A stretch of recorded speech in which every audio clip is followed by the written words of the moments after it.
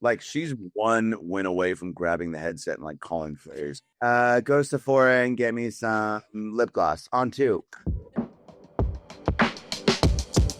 Here, I'll do it like this. Hello. Hello, hello. Gotcha. Welcome to Positively Charlotte. I didn't know I was doing this. And she dead. Sorry, I'm not allowed to say that one. The man, the myth, the legend. Steve-O, how are you? Are you guys ready for a good laugh? Well, look no further than the Comedy Corner. Okay, so this week we are joined by Adam Ray. He's one of the funniest out there, so this is going to be a really good time. I'm Alicia Quarles, joined by Ryan Miloff. I'm the producer. That's right. Okay, so let's get to it. Adam is all over the country. Oh, yeah, put your stunner shades on. Hey, Adam, welcome to the show. You know what? Thanks for having me. Long-time listener, first-time caller. Little bit hungover. It's been a rough couple days. As your producer, Troy or Connor or Matt, Austin, keep trying, Austin. Austin's still a white guy.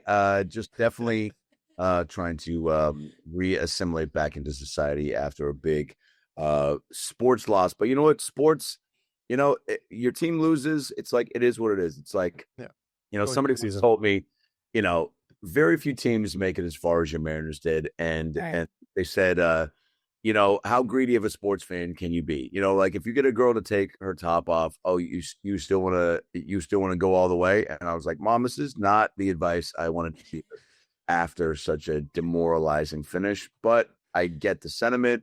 But yeah, so we went a little hard in the paint, and I am in Timonium, Maryland right now because that is how life works when things goes bad. It just kind of the dominoes just keep falling, baby. So Life just cracks on you. Come to Charlotte and be a part of the real Comedy Corner. Come down to the real Comedy Corner. Here's the thing, though, Adam. We're not used to losers, and I like to say why.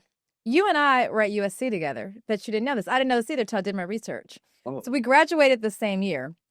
And back then, our college team, our football team was winning. So we're used to winners. What was your college experience like? Oh, man. College, SC was fun. I moved down there in 2001 from Seattle. I pretty much had I think I graduated in June and then went down in August and jumped right into, the acting school. I auditioned for the BFA acting school and got in because my GPA was all right. And I was like, if I audition for the theater school and they take me, then they'll have to tell the school they're taking me. And that's how it worked. And so school was awesome. I mean, being in LA rules. The weather was great.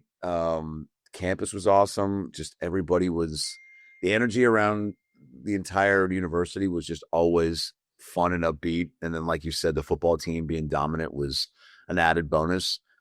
But yeah, the theater school was great. Made a lot of good friends. Only about, I think, 2 kids from my class are still actively going after anything in the arts. But yeah, it was awesome. I mean, I was in a frat. I was in A Pi, the Jew frat. You're at 80 Pi. I got drunk one night. We had a Saving Lives exchange with a sorority, which basically, so everyone needs to dress up in doctors, nurses, firemen. And it was the first time I ever really I think blacked out. First and maybe only time. I did black out in Vegas a few months ago, and I woke up from an email from myself to myself. What email say? Well, there was a voice note, and it was me, a song I recorded the night before that went, what you doing, what you living, what you drinking, what you thinking, what you getting into tonight? Las Vegas, the city of whatever. And the subject of the email in all caps said, send to Macklemore with 19 exclamation points. So rock bottom, but I got carried this night at the USC frat row in a Batman suit down the row by a couple of football players. And apparently they said everybody was clapping because they were seeing Batman being, carried to his grave. And I woke up. Remember that end of Jerry Maguire when they're like, wake up to Cuba Gooding Jr.? Yeah. And that's kind of how it was. Just I had too much tequila. But USC was a lot of fun. It was a great place to go to school. I finished paying them off about an hour ago. So I'm going to school. I know it's gotten pricier. It wasn't. Well, we should say University of Southern California, not USC, because we are in the South. We're Trojans, yeah. Yeah, Trojans. Oh, that's right. There's a couple of them. Yeah, there's a couple of them. Ryan, you have any questions? I'm going to let you jump in here. Yeah, I mean, you are a famous character. I don't know what the term is. Impersonator. you got some great impersonations. Joe Biden one. Yeah. Hey, come on, Ryan. You're my first friend that looks like both the child molester and the undercover cop that's going to arrest. And Alicia, I got 4 more black friends back in Delaware. Good to see you. I got Tyrone, Jamal, Bebop, and Rocksteady. Quiet. That's fantastic. That was pretty good. Come on. So like Dr. Phil was the one that really, I don't know, put you back into another level, I'd say. Sure. What's like building the character like? When do you know a character's ready to take the stage?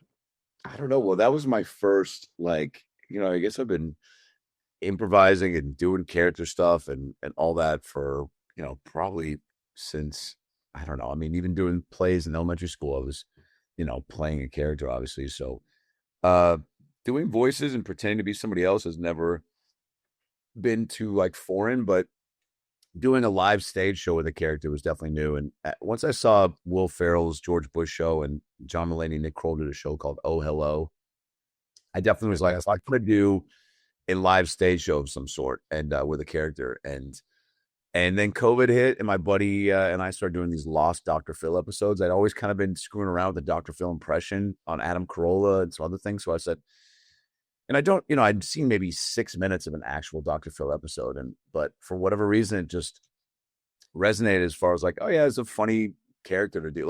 I like that he's, really at the core, unabashedly, fearless with wanting to help people, but also not immune to being kind of a D-bag and chopping people down and making them feel like crap. So that was just kind of like a fun baseline to have. And then, just the more I started playing around with these Lost episodes, I kind of figured out the voice a little bit more and just improvising for hours as him started kind of reps. You just need reps in anything, right? And then we started doing the show at the Comedy Store. Bill Burr did the first one. It went really well. And then I just was like, oh, I should try to do it again and see if, there's some things I could change and improve on. And then just kept, changing and growing and adapting the show. And then all of a sudden 2 years went by at the Comedy Store, and then Real Phil did the Netflix special, and then took it on the road and did these 3,000 to 5,000 seat theaters. And, but I guess, when do you know that I don't know. I guess once, I don't know if I'd done it maybe 30, 40 times, getting the full makeup and doing, a few hours each time to where I felt like, oh, I'll do this at the Comedy Store. But there's a show I'm doing with this, Hollywood mentalist named Bruce Robbins at the Comedy Store in November. And I've only done him one other time. But, I guess I'm pretty confident in being able to stay locked into the pocket and be committed to the character and not, just be in it. Gotcha. Well, for you said only 2 people. You're one of 2, you think, from your acting school back in college that are still doing this. So do you think, like you just said, you're able to focus and lock in? Do you think that that's what sustains you through your career? Because so many people, just like journalism, people give up and they move on. Yeah, there's, you have to, I think a lot of people this day and age too, because of social media and quick hits with maybe a clip popping or whatever. I mean, even if you get a couple clips that pop, I mean, even Matt Rife had several clips pop right before he really took another jump. But yeah, it's you definitely have to don't have to, but at least in my experience, right? I was like, I don't want to really, take this to a bigger platform until I feel like I have all my weapons at my disposal, and I feel like I can, the show's always unscripted, so being able to improvise as the character and handle anything was definitely a place I knew I wanted to get to. Can you give us a Dr. Phil to throw to bake real quick? Well, guys, the comedy corner, nobody puts baby in a corner, but you put comedy in the corner, okay? And if you're Ryan Smirnoff or Alicia Quarles, which, by the way, 2 great hosts, 2 people that are doing their best. They wake up with the sun, they go to bed with the moon. Ryan takes Dayquil at night and NyQuil during the day. And of course, if you're confused and alone in the shower, as I tell everyone, shave your head, your back, well, I won't say it, but and your crack. We'll be right back. We'll keep it right here. Welcome back. Okay, so we have got Adam Ray with us. We're going to talk hot topics. These are the things that we are buzzing about. Are you ready? The gift that keeps on giving. I'm obsessed with Jordan Hudson and Bill Belichick. She's like an evil Disney princess to me. Okay, so let's talk about this. They had this hot mic moment where they were filming his show Coach, and she's going off talking about the graphics people and how much they suck. They suck. And then Bill Belichick talks about this. It was on Pablo Torre's show. He got the hot mic incident. Obviously, we're invested here in the Carolinas and Belichick because he's a UNC coach. What do you think about the Jordan Hudson of it all? Well, look, she's what, 24? 24. Yeah, and as we all know, 24-year-olds got it figured out. Often, I mean, every time I go into a dispensary and, there's always some young 24-year-old white kid with dreads and a don't worry nappy hoodie. And I'm like, what's your name? And he's like, Bovid. And I'm like, what's that from? Like, it's Bobby and David by smashing together. You can call me the Wizard. I'm like, I'm not going to call you any of those. Just give me some re-rolls and stop looking at me. That's how Jordan Jensen feels. She feels like the young white stoner. She feels like it doesn't belong. You know that segment on Sesame Street where it was like, which of these is not like the other? She's all of them. I don't know. She definitely, Bill Belichick, this is a classic example of thinking with your wiener. Do you know what I'm saying? Yeah. This is almost like reverse Benjamin Button, like Hugh Hefner with the young girls, where it's like, where like the girls were like, I really love Hugh. He's really a good guy. Like, okay, he's 97 and is on every sort of boner pill possible. I think there's a way that age. It's like sticking a hot dog, in a, not even a hot dog. What would you call a 97-year-old ween? I don't know. I don't know. Belichick is a bendy straw. Oh, not 97, but he's a what, Ryan?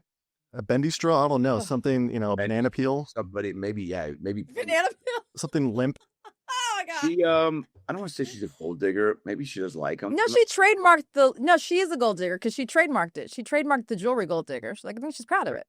Yeah, so at least she's owning it, but she sucks. I think, going from the Patriots, it's like his legacy is with the Patriots and Tom is just getting wiped away. That's the thing, right? These, hijinks. But you know what? Time will tell. And also, this is what's great about sports is like, he's just getting going. He has all these eyes and lights on him. So maybe he figures it out. He probably winning something. I was going to say, if he wins, nobody's going to care. Mm-hmm. But he's not winning. But also, you lose even when you win because then she just sticks around even more and feels like she's a part of the process. Like she's one win away from grabbing the headset and like calling plays. She might be doing better than him at this point. Like, hey, go to Sephora and get me some lip gloss on 2. All right, y'all ready for this next story? You want to set it up, Ryan, or you want me to? Okay, let's do it. All right, so this next story, this is a little bit of a throwback, even before my time, I'd say. Kevin Federline and his new tell-all book coming out, talking about his experience with Britney. Yeah, we've been waiting. Okay, yep. Alicia, you probably know a little bit more about this than I do. I've lived this, okay? So in this tell-all book, so basically now the child support has ended. The kids are 18. Kevin's written this book talking about how, he was getting $20,000 a month in child support. It wasn't enough. And he's basically just dishing all this stuff about Britney, about her, lesbian experiences, all these things. And some comedians, Rosie O'Donnell, Jimmy Kimmel, they're snapping back at him, being like, be quiet. What is your thought process on all this, Adam? Well, we love a meltdown, do we not? America loves a meltdown. And they're done that, yep. Cheese more than we love a success story.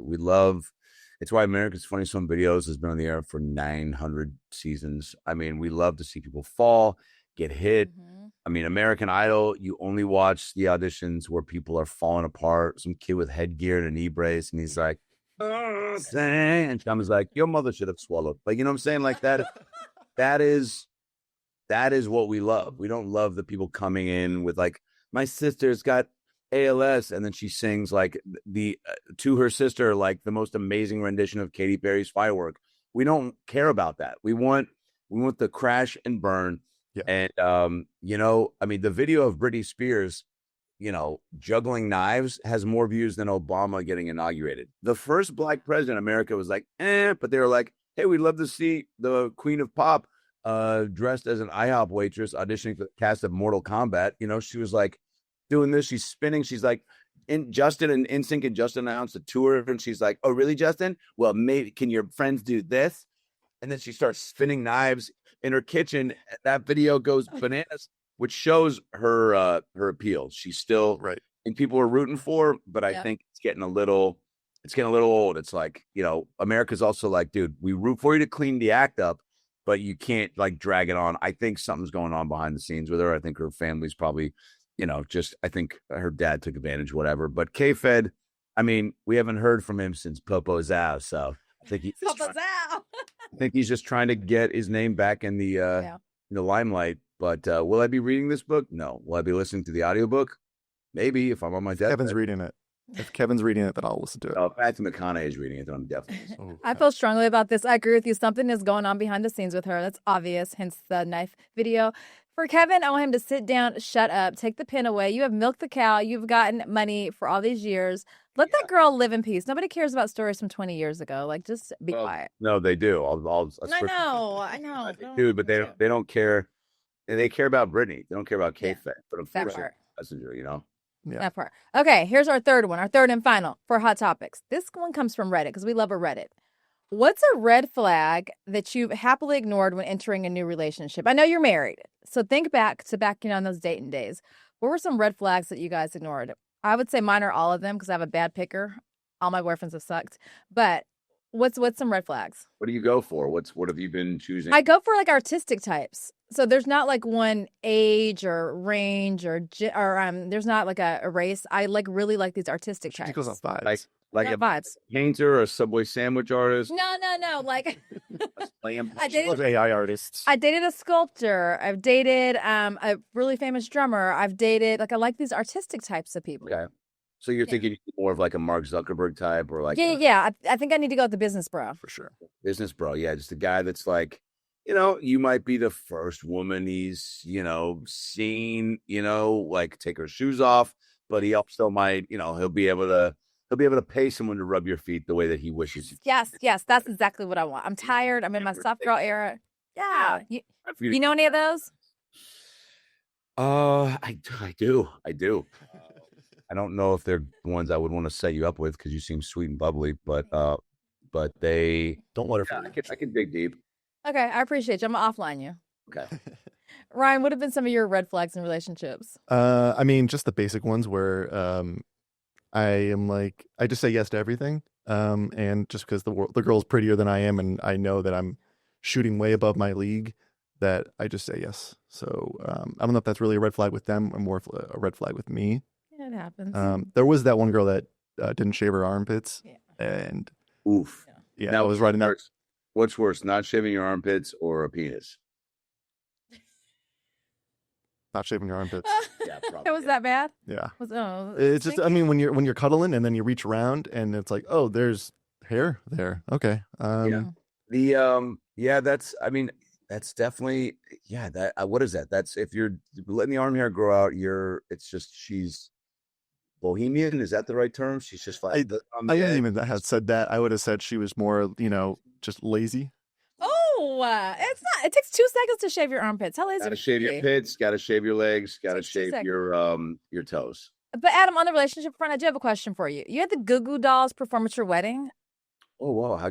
Was that out? Is that out there? I'm a journalist. What can I say? I did my I research. didn't even post that because I feel like that was a flex, and I just felt like it. It's a flex. How did this happen? Did you just pay them? Do you know them? Like what? Oh, I know them. Yeah, they're homies. We connected. They did the podcast. Every time they came to LA, they did the pod. We just had a great time. And they started, touring a bunch, and we would go to shows and got to a point where John was it was about 5-6 years ago. He was doing a tour, and he was like, "Man, you want to, can I pay you to like help me write some like jokes like pre-shows in all these cities? I want to like have better banter on stage and have a few things to say that I can kind of say in between songs." And I was like, "I'll do it for free. What an honor. And I'll give you the homie hookup. And then, you'll scratch my back at some point." Like, of course. And you got the ultimate scratch. I was like, I'm not going to take any money and did it. And it was fun. And then he was like, whatever you need. And then the wedding was coming up. And I was like, man, how crazy would it be if he could play it?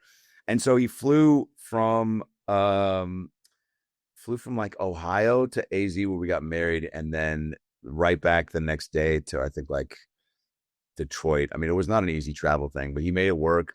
All we did was put him up, and he played Iris for our first dance and then 3 more songs. And it was awesome. I mean, he's just so good live and so talented. And we had a good band stage set up for him, and it ripped. It was awesome. So, but yeah, I haven't yet posted anything about that, but I guess that is out there, I guess. Oh, I do my research. I'm manifesting good. I don't want to see me because I don't think that they'd understand, I feel you. Okay, so stick with us. I just want you to know. Stick with us. We're going to wrap up the show with our winners and sinners right after the break.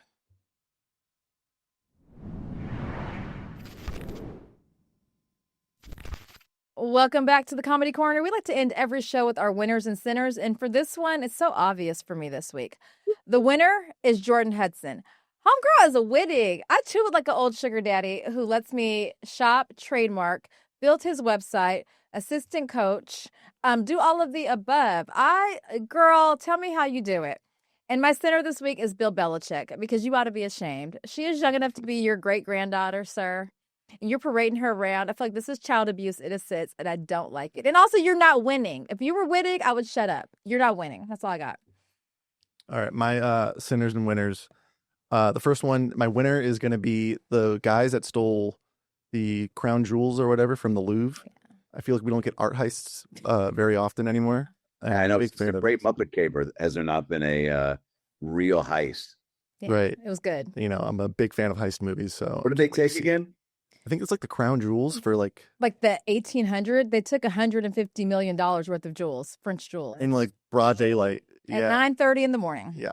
Wow, you got to that's the early morning security. Those guys have been up all night. Also, they're French. They're French. They're like, who's stealing something at 9:30? If anything, they'd steal a picture of Ratatouille, right? You're at it. Raise you some jewels.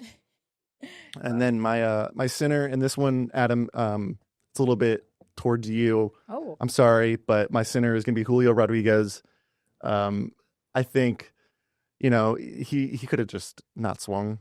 With Cal sitting on deck, I would have loved one more attempt for them to. I mean, there's so many things you can point at in that game that actually really only. I mean, a few. Bottom half of the lineup didn't step up offensively at all.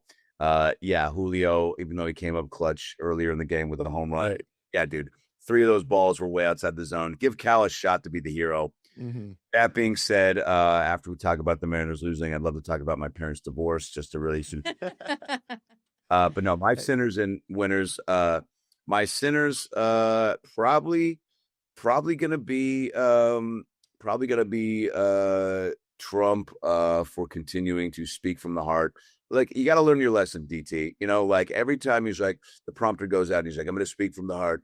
I'm always like, yes, because I know it's not something he's going to be pumped about.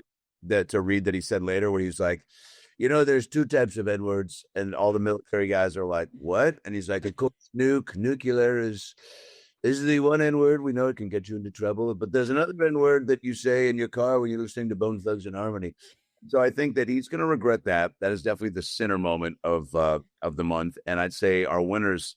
I mean, dude, we got to go to the viewers of the Comedy Corner, because they get Ryan and Alicia at peak, dialed in, locked in, good banter. First time meeting you guys. You guys figured it out. You also live in Charlotte. Charlotte's cool. I played in the 2019 NBA Celebrity All-Star Game in Charlotte. I tore my calf in the practice, but took some got a shot of Toradol right before. What was your stat line? To be honest with you, 6, 4, and 2. It's not bad. I checked into the game and scored 6 straight buckets. That's not bad for a white guy. Over JB Smoven, 2 fast breaks. And when the other team called a timeout, I ran over the sideline, and D Wade was right next to our bench and just gave me and he was like, let's go.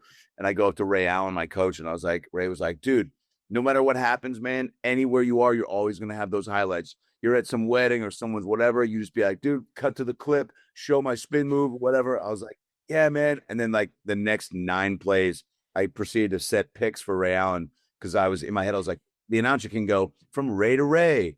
And every time Ray Allen looked me off, I was wide open every time. He just looked me off and took the most difficult high percent. But Met Jamie Foxx that weekend. Guy Fieri and myself and Brad Williams took shots. Brad Williams was on the team too with me. He's a dwarf comedian. He's 4'4". He might be under your table. He's very funny. Brad can drive, which is hilarious. I didn't know little people could drive. When he asked me if I wanted to ride home from the Comedy Store, I was like, do I ride on your Dragon? Like, what do you don't drive a car? And Brad and I tried to do a couple trick plays. Shaq was watching. We met Shaq afterwards. He called me Spin Move, and he called Brad Big Man. He was like, "What's up, Brad?" And I was like, "Dude, that's very funny because Brad's, a half a person." But AdamRayComedy.com for all the tickets. Comedy Zone, that's what we're here to plug. Yeah. Comedy Zone. We got 5 shows this weekend. I think we're sold out. I don't know which ones, but just go on the website, AdamRayComedy.com. Comedy Zone, obviously, historic club. It's founded on mob money. I think there's a glory hole under it was built on a glory hole, and then there's like mobs. There's that ancient Indian glory hole. Ancient Indian Glory Hole, which is a great cover band that only played Sweetie the Blowfish songs. But I think there's mob money, and I think Kardashians might be involved. I think it's real. There's an old spaghetti factory around the corner.